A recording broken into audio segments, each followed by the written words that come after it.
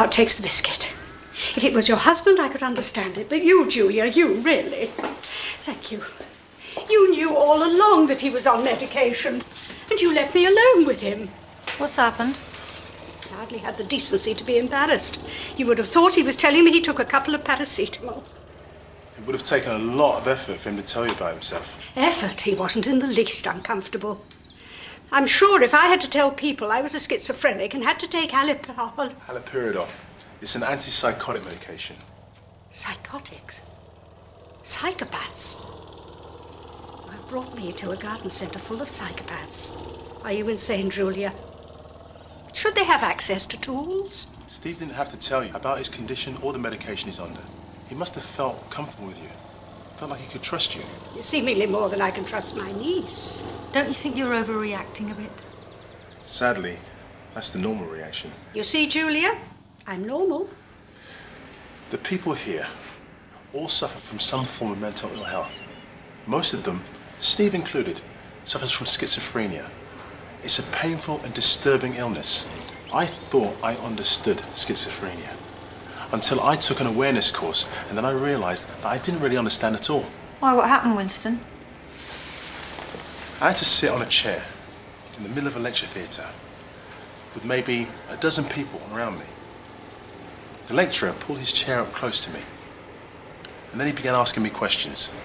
The others started to whisper and shout. He said, "Listen to me, concentrate on our conversation." But they kept whispering, saying my name, shouting, saying horrible things.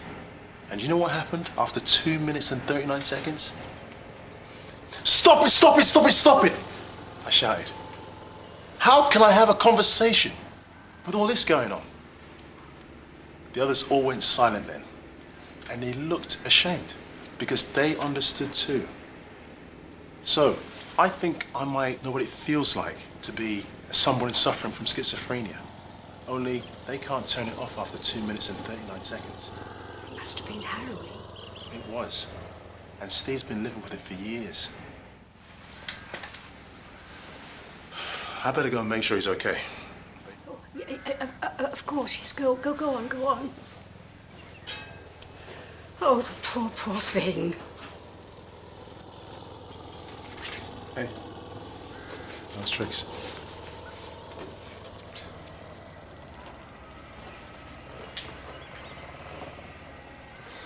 What if one of them has an episode? What if they get violent? I'm still not convinced it's safe. How is Steve? Is he still distressed? Oh, I've read about people taking themselves off their medication and nobody knows. And the next thing you know, they're attacking shoppers in the high street and running amok. I won't lie to you. Schizophrenia is a pernicious and devious condition. Sometimes people become convinced that they don't need the medication that's keeping them well. My point exactly. That's why safe, supportive environments are essential. People around them who recognise the signs and who can see the problems before they get started and not when it's too late. Isn't that what the mental asylums used to do? Oh, what, you mean out of sight, out of mind? So you'd like to go back to the dark old days when they used to lock people away for being ill? Well, I didn't say... Here people are valued and are given a purpose. Yeah, they're the lucky ones. No, I'm still not convinced it's safe. Give me the afternoon. I'll show you. Convince you. I was enjoying myself. Steve didn't mean to frighten you. He reckons you've worked wonders in 20 minutes. He does? Really? Maybe I was a little abrupt.